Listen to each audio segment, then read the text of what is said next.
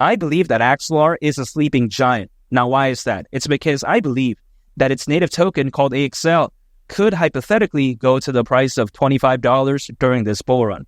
And of course, nothing I say is financial advice nor a guarantee. But if you actually take a look at the fundamentals of Axelar, man, it's one of the best out there. I mean, you got to think about this, right?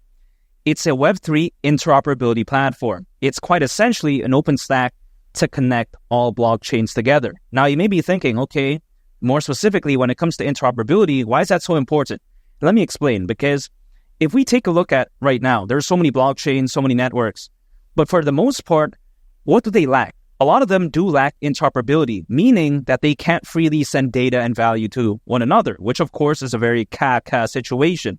I mean, just think about this. Let's say we make a real-life analogy of this example. Let's say, for instance, I'm using Chase, and I want to wire transfer funds to my friend. Let's say he's using Wells Fargo. If, let's say, I can't do that because I'm not using the same bank, wouldn't that be a big issue? But of course, that isn't an issue that exists. But let's say it did exist. Just imagine how bad it would be. But again, in the world of blockchains, that's still pretty much a really big issue. You know, a very famous example of this is like, for instance, you take a look at Bitcoin and Ethereum, two independent networks, but they're very popular, very famous. But even despite that, they can't freely send data and value to each other. I mean, come on, again, that's very caca. Again, what does that mean, right? It's a big issue. Even the big players, so to speak, do experience it. So that's why something like Axelar does step in and saves the day quite essentially with a lot of networks out there. And you may be thinking, okay, when it comes to Axelar, you know, it's only focused on this caca nonsense that has no future. But I disagree, because you take a look at Polkadot. What is Polkadot focused on? They're also focused on interoperability. And you take a look at the great heights in which Polkadot reached.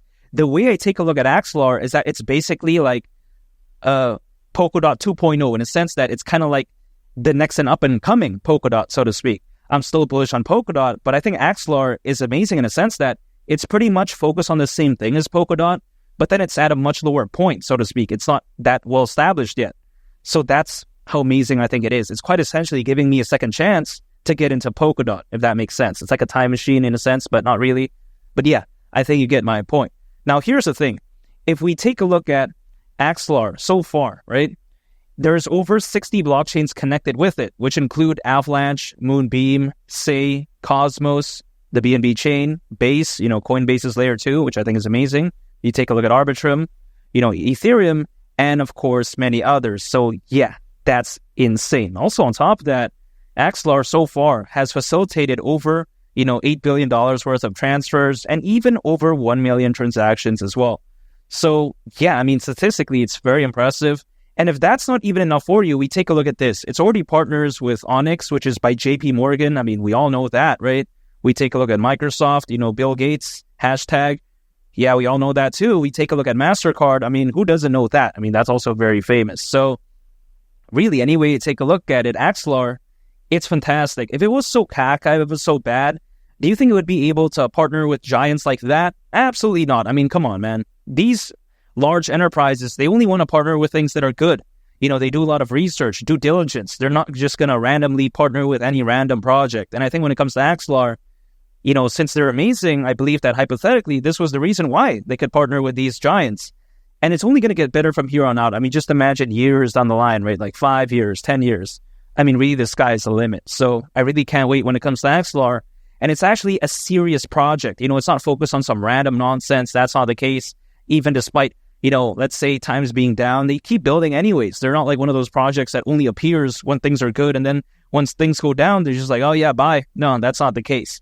They keep building, they keep developing because, again, they are a serious project. And I actually love that when it comes to Axelar. So it's really a no-brainer pick for me.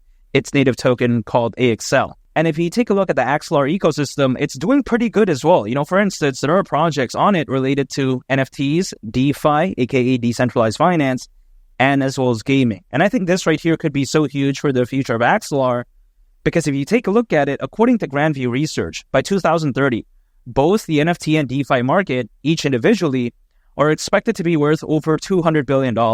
So combined, that's over $400 billion. I mean, could you imagine that?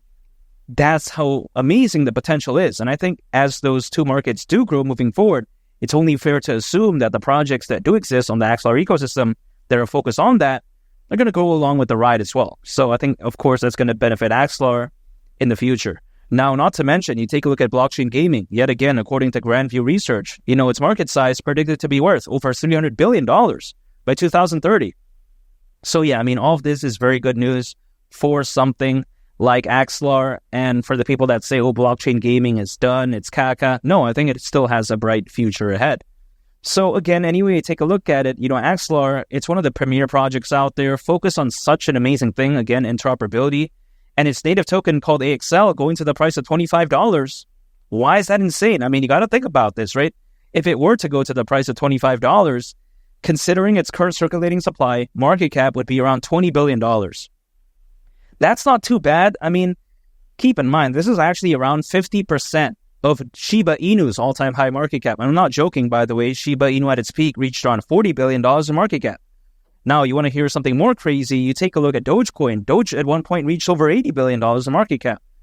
So that's like basically over $60 billion more than this. Is this too much to ask for? You also take a look at BNB. BNB at one point reached over $100 billion in market cap.